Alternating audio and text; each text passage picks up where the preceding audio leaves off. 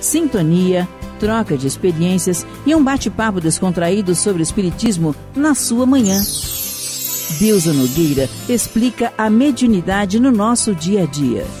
Começa agora, na sua Rádio Rio de Janeiro, o programa Conversando sobre Mediunidade. Queridos amigos ouvintes da Rádio Rio de Janeiro, meu nome é Deusa Nogueira. Estamos nós conversando sobre a mediunidade. E neste momento, estamos dando continuidade nesse mês de agosto lindíssimo que se inicia, né, ao livro Desobsessão de André Luiz, através dos médiuns Francisco Cândido Xavier e Valdo Vieira. É um livro que trata especificamente das questões relacionadas a essa prática do atendimento espiritual, ou do atendimento fraterno espiritual, que no meio espírita, durante muito tempo, nós intitulamos Desobsessão. E hoje vamos entrar no capítulo 13, já que é um trabalho em equipe, e ele vai falar sobre o papel do dirigente, o dirigente material da tarefa. Então ele começa dizendo assim: o dirigente das tarefas de desobsessão não pode esquecer que a espiritualidade superior espera nele o apoio fundamental da obra. Então aqui já tem uma questão muito boa, que é um trabalho de apoio. Então o dirigente, ele não é o dono da tarefa, ele não é o dono do trabalho. Ele é alguém que está apoiando o trabalho que é realizado pela espiritualidade. Ah, meus amigos, como isso é importante para a gente sair daquelas questões da minha sala. Aquelas questões que eu posso fazer o trabalho do meu jeito, do jeito que eu quero, do jeito que eu acho, do jeito que o meu grupo vai funcionando. Então eu vou enveredando muitas vezes por certos personalismos, né, por certas situações que só me atrapalham, que só me confundem. Então, é assim, se alguém conta em mim um apoio, o que esse alguém quer encontrar em mim? Ele quer encontrar todos aqueles princípios que ele me ensinou ou que fazem parte da tarefa, para que não haja estranhamento. Então são esses cuidados, amigos, que a gente tem que ter na direção de um trabalho, né? Na direção de um trabalho espiritual, se a gente olhasse até na questão material também, mas vamos virar essa página, a gente é só instrumento. E que bom que a gente é instrumento, e que bom quando a gente consegue ser um bom instrumento, né? Então, o dirigente das tarefas, o plano espiritual espera nele o quê? O apoio fundamental da obra. Direção e discernimento. Olha que coisa importante, meus amigos. Ele vai dirigir. E a gente costuma brincar lá no Leon Denis, né, um grupo grande de diretores, assim, o diretor ele tem que dirigir. E o que é dirigir, né? É dar orientação, é dar condução, é ser uma referência para o grupo, né? É ser um reprodutor, vamos dizer assim, consciente, feliz da disciplina, do serviço, da disciplina da casa. Então, dele é esperado esse comportamento, né? Então, direção e discernimento. E o discernimento é o saber em que hora aplicar o quê? Nós sempre repetimos e lembramos de uma fala de um grande amigo nosso, Paulo Nagai, que ele fala assim: se fosse para cumprir só o que está no papel, não precisava de diretor de trabalho, né? Tranquilamente se leria o que está escrito e faz assim, assim, assado. Não. O diretor do trabalho, ele vai ter que ter o discernimento, e para isso ele vai ter que ter o conhecimento do grupo. Lá no Invisível, lembra quando a gente estudou da formação e direção dos grupos? Leon Denis fala, né, que o diretor ele tem que conhecer o seu médium, e o seu médium não no sentido de posse, não, mas aquele que faz parte da equipe de trabalho. Então, é esse discernimento que vai fazer, esse conhecimento, né, que vai levá-lo a discernir da postura certa, na hora exata, com a criatura exata. Bondade e energia. não é aquela bondade do laissez-faire, pode fazer tudo, não. É a bondade porque o trabalho é do bem. Então, no trabalho do bem, se a gente vai com a nossa velha maldade, com o nosso preconceito, com a nossa dificuldade, a gente não vai estar somando com Jesus. Então é bondade e também a energia que muitas vezes se desfaz na bondade. Você falando, é tão bonzinho, eu posso fazer tudo. Eu lembro, meus amigos, isso já tem mais de 30 anos, numa determinada casa espírita, a direção, né, assumiu o trabalho, seguia todas as orientações que são dadas pelas federativas, né, pela FEB, esses canais, né, de unificação. Então o companheiro começou a seguir isso. E, por exemplo, trabalho do passe, isso numa reunião pública. Naquela época que o passe, os médicos sentavam à mesa, né, e ali depois as pessoas iam para receber o passe. E era um número bem grande de passes. E aí a questão era o seguinte, só dava passe o médium que participava da reunião, participasse da reunião do estudo. E aí, certa feita, a gente ouviu o comentário de duas pessoas assim, na época de fulana que era legal, a qualquer hora que a gente chegava, a gente dava passe. Olha só. Então a criatura olhava como bondade, na verdade, alguma coisa que favorecia a indisciplina.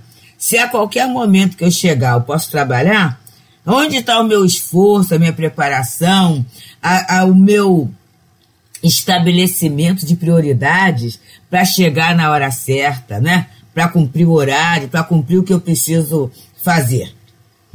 Então ele fala aqui, bondade e energia, porque é assim que os bons espíritos trabalham com a gente. Muita bondade, gente, mas também muita energia que vai nos levar ao discernimento. A gente não vai fazer o que a gente quer na hora que quer, de qualquer jeito, estando sob a direção de um espírito bom. E continua André Luiz falando assim, certo? Não se lhe exigirão qualidades superiores à do homem comum. No entanto, o orientador da assistência aos desencarnados sofredores precisa compreender que as suas funções, diante dos médiuns e frequentadores do grupo, são semelhantes às de um pai de família no instituto doméstico. Então aqui entra a responsabilidade da condução, não é? Embora seja esse amigo de todos, mas é uma função a ser desempenhada. E aí é muito importante também que as casas espíritas deixem claro ao diretor qual é o seu papel. Porque muitas vezes o diretor ele não sabe e ele vai fazendo aquilo que lhe dá na cabeça. Nós temos assim, até regimento interno, né? Alguns resumozinhos escritos e os coordenadores de trabalho, vez por outra, revisitam esses conteúdos, né? Para que o companheiro não se perca. Porque senão é muito fácil, gente, começar nos achismos, naquilo que eu vi alguém falar, né? E às vezes não é nem fundamentado, ou às vezes é até fundamentado, mas não se adequa àquele momento, ou àquela tradição, ou àquela equipe, aquela coluna de equipe espiritual que dirige aquela casa. E aí eu começo a colocar determinados fatores, né? Sem ter essa noção. E aí ele começa. Certo, não se lhe exigirão qualidades superiores à do homem comum. No entanto, né? Quer dizer, ele tem que ser o diretor, é o melhor de todos? Não, é alguém que tem as dores, tem as lutas, tudo isso. Mas ele tem que compreender, né, a função do pai. Na verdade, quem seria o pai, né? É aquele companheiro mais velho, né? Aquele que veio antes e que assume, né, o compromisso. Os pais, eles assumem o compromisso na condução, na educação da família e no funcionamento harmônico daquela estrutura familiar.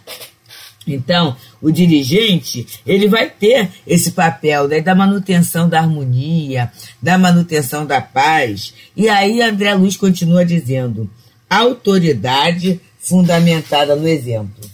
Então não são as questões do autoritarismo, em que a criatura grita, manda, não é isso não. Mas sim a autoridade que faz estar fundamentado o quê? No exemplo, na vivência que ele tem, na certeza que ele tem da espiritualidade, do papel, do serviço, do socorro, do conhecimento que ele tem acerca daquele trabalho. Isso é que vai dar autoridade a esse diretor. Hábito de estudo e oração. Então, muitas vezes, aquele companheiro, né, ele é colocado numa direção, às vezes até em função de uma necessidade. Tem um grupo, aí vamos ver alguém que seja mais apto àquela tarefa, às vezes a própria espiritualidade chama, e a pessoa assim, mas meu Deus, cadê eu? Como é que eu faço? Mas esse companheiro que está habituado a estudar, que está acostumado a orar, né? É um hábito que se faz. E aí alguém pode dizer assim, mas é hábito, é tempo. Não, é hábito, gente.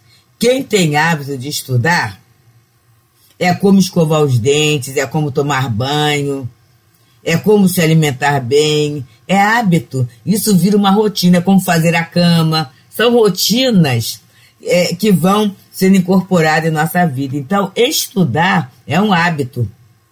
Tanto que, se não fosse um hábito, esse período que tivemos de isolamento social, se as pessoas não tivessem hábito de estudar, as salas de estudo nas casas espíritas ficariam vazias, e não ficaram. A gente vê que as pessoas dizem, graças a Deus a gente não perdeu 2 anos. Por quê? Porque já estão alicerçadas nesse hábito de estudar, né? Assim como orar também é interessante que seja um hábito na vida da gente. Dignidade e respeito para com todos. Vamos perceber só, gente. É uma tarefa em que estamos diante de necessidade de encarnados e desencarnados. E que ali nós teremos médios mais jovens, médios de meia idade, médios até idosos, fazendo parte, né? Então, se o diretor não tiver uma compostura em lidar com o grupo, né? Com certeza a situação fica difícil. Então, certas brincadeiras, certas falas, a tarefa do dirigente tem que ser uma tarefa de vigilância, muito cuidadosa naquilo que ele vai falar, na forma de tratar, né? Na forma de cuidar daquele grupo. Bem, amigos, estamos aqui, pelas ondas amoráveis da Rádio Rio de Janeiro, no programa Conversando sobre a Mediunidade. Meu nome é Deusa Nogueira e nesse momento estamos na 15ª obra de André Luiz, que é a Desobsessão, através dos médiuns Francisco Cândido Xavier e Valdo Vieira. E nesse momento estamos no capítulo 13, que fala acerca do dirigente das reuniões. E aí ele continua nos falando, então. Afeição sem privilégios. Ai, meu Deus do céu. É claro que na nossa vivência, né, a gente tem aqueles espíritos que nos são afins, que nós gostamos mais pela vivência reencarnatória, ou pela dedicação, pela fidelidade ao trabalho, e às vezes até, meus queridos, pela expressão de fidelidade no exercício da mediunidade. E a gente acaba ficando muito afeiçoado àquele médium, até agradecido àquele médium. Mas que essa afeição seja sem privilégios. A gente está lembrando agora do grupo, né, fundador lá do Leon Denis, em que tínhamos os médios, né, tinha aqueles médios fundadores, médios, a maioria médios ostensivos, experientes, seguros, devotados, tudo isso. Mas eles, meus irmãos, sentavam à mesa mediúnica ou ofereciam o passe da mesma forma que aquele médium mais novato. O tratamento era igual, sem privilégios, né? E aí os diretores de trabalho tinham essa orientação. Pode ser altivo, pode ser Cidinha, pode ser Neuza Trindade, pode ser Nestor, pode ser Gildo, né? Na hora em que estão trabalhando, eles são médios igual a todos os médios, com a mesma posição, o mesmo tratamento que é dado aos outros médios, né? E aí ele começa, brandura e firmeza. Brandura e firmeza. Sinceridade e entendimento. Então, algumas verdades vão ser ditas, mas que essa verdade seja temperada com o sentimento da bondade, né? Da brandura, da firmeza. Certo médium ficou numa dificuldade em vir nos horários, tudo isso, e aí a pessoa chega, você não sei se é uma nova fase, e a gente começa a fantasiar. E aí a pessoa que atendeu viu que era claramente uma trama obsessiva, para a criatura sair do trabalho primeiro, depois ela sairia da casa, sairia da doutrina e ficaria livre. E aí era um médium de trabalho de atendimento espiritual, né? A pessoa foi sincera, falou com ela isso, e essa pessoa era diretora de trabalho, e recomendou logo, vamos voltar para reuniões públicas, que a pessoa estava afastada. Vamos voltar para a reunião pública. E foi feito todo um trabalho, né, para esse médium retornar à reunião pública, mesmo com sacrifício, gente. Tem uma frase de Emmanuel que fala: cristão sem espírito de sacrifício é lâmpada morta no santuário do Evangelho. Então, meus queridos, e a dona Ivone Pereira, num livro que acho que o título é Fala Ivone, ela diz, ninguém falou que seria fácil. Então a gente, para estar presente ao trabalho mediúnico, atividade mediúnica, a gente vai ter muitas vezes esforço. Acordar mais cedo, dormir mais tarde, né? Aprender a agilizar o trabalho, ver uma forma de deixar nosso trabalho profissional em dia. Tudo isso vai fazer com que muitas vezes se abra a mão de repouso, de algumas distrações, tudo isso. Mas vamos pensar, ao final da desencarnação, o que a gente vai levar? A gente vai levar o passeio, a visita, ou a gente vai levar essa certeza de que está fazendo melhor? Então teremos um esforço, né? E aí é nessa hora que o diretor ele vai ter a sinceridade, o entendimento. Por quê? Porque muitas vezes o médium, enredado, até por processos obsessivos, ele não vai enxergar. Mas o diretor vai enxergar, né? E ele vai ter que usar essa sinceridade, mas com brandura, com firmeza, assim, mas com entendimento, né? Não é para ficar como um chefe que humilha lá o seu subordinado. A posição não é essa.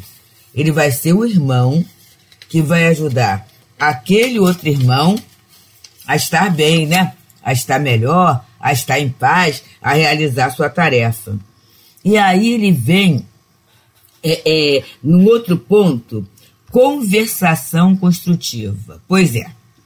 Ah, mas então ele vai ficar longe de todo mundo? Não. Mas se ele tem o hábito do estudo e da oração, ele vai saber o que falar, né?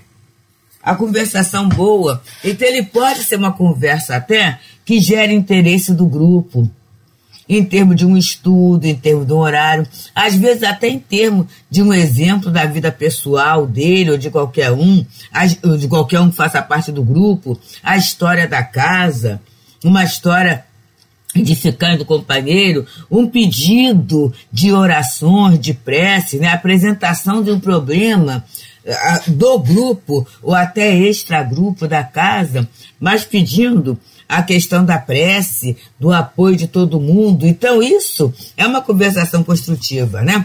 Uma avaliação sincera, como é que a gente pode melhorar essa questão? E até ir ouvindo, e essa escuta é importantíssimo, que vai levar ao conhecimento dos anseios do grupo, né? Porque muitas vezes os anseios daquele grupo mediúnico ou daquele médium que está chegando naquele grupo, ele não faz parte do projeto espiritual da casa, ele está querendo outra coisa. E outras vezes aquele médium que está chegando naquele grupo, principalmente nos grupos mais antigos, ele precisa saber do funcionamento. Ele precisa saber como é que as coisas se desenvolvem, né, se desenrolam dentro daquele setor. Então, a conversação construtiva, e na verdade, meus queridos, a gente tem muita coisa boa para falar, não é? Muita coisa boa para contar. pelo hábito do estudo, não é que eu vá ser aquela enciclopédia citando tudo que está escrito, não. Mas a gente já consegue ver a vida pelo olhar da misericórdia divina junto a todos nós. Então, essa conversação construtiva é boa porque vai dar para ele a chamada autoridade, que é fundamentada no exemplo. Muitas vezes até falando das suas lutas, do seu trabalho, né? Das suas dores, mas se mantendo fiel à proposta ou à confiança dos benfeitores espirituais da casa. E aí ele continua: para manter-se na altura moral necessária, o diretor dispensará a todos os componentes do conjunto a atenção e o carinho idênticos àqueles que um professor reto e nobre cultiva perante os alunos.